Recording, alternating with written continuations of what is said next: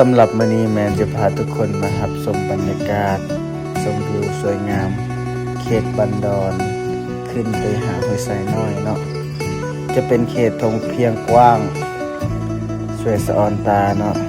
เป็นดินที่แบบถ้าเฮาเฮ็ดสวนก็สิได้สวนที่ยาวงามเนาะอันนี้เป็นบรรยากาศที่ได้ถ่ายตอนที่เฮาขึ้นไปเนาะห้วยไซน้อยก็สิมีทั้งฟาร์มงัวฟาร์มควายแล้วก็เลี้ยงสัตว์หลายตัวเนาะด้านข้างจะเป็นสวนยางแล้วก็มีสวนสาลีแล้วก็ปลูกข้าวไปเนาะมีหลายอย่างเลยเนาะจะเป็นทงเพียงที่ราบเนาะพื้นราบที่งาม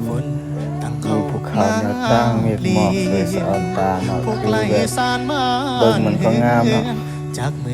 เส้นทางก็ปูยางเรียบร้อยเนาะการเดินทางนี่สบายเลยอันนี้ก็สิเป็นสวนสาลีข้าวโพดเนาะของพี่น้องเราสูงเขาเนาะเจ้าที่ปลูกมันก็จะเป็นทางอาหารหลักแล้วก็แป้งจะเฮ็ดขนมเนาะขายสำหรับมื้อนี้แม่สิไปขึ้นเบิ่งโรงงานสีข้าวเนาะเพราะว่าเอาข้าวขึ้นไปประมาณ10เบาเนาะขึ้นไปสีข้าวแต่ตอนนี้มาฮอดครึ่งทางแล้วเนาะก็เลยถ่ายบรรยากาศให้ทุกคนได้รับชมเอาไว้แต่ตอนนี้คืออากาศมันบ่ได้ร้อนเนาะวันนี้ก็แบบสวยงามตอนนี้มันมีหมอกหลายแล้วก็อากาศดีหลายแล้วด้านข้างนี่จะเป็น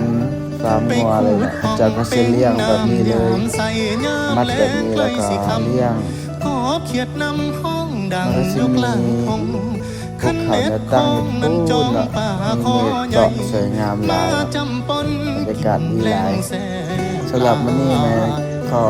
อยากให้ทุกคนได้มารับชมวิวว่าชาวทุกอย่างเป็นลาบขึ้นให้สายน้อยหาบ้านดอนมันงามสำหรับ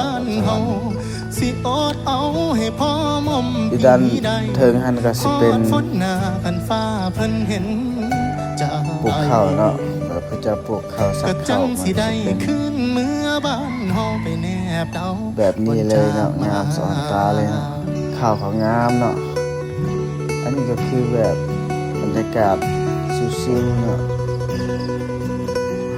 ถ้ามีหมู่บ้านเต็มนี่ก็คือแบบงามเลยเนาะ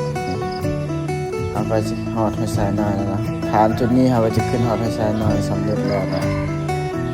อันนี้ก็บรรยากาศสวยงามเลย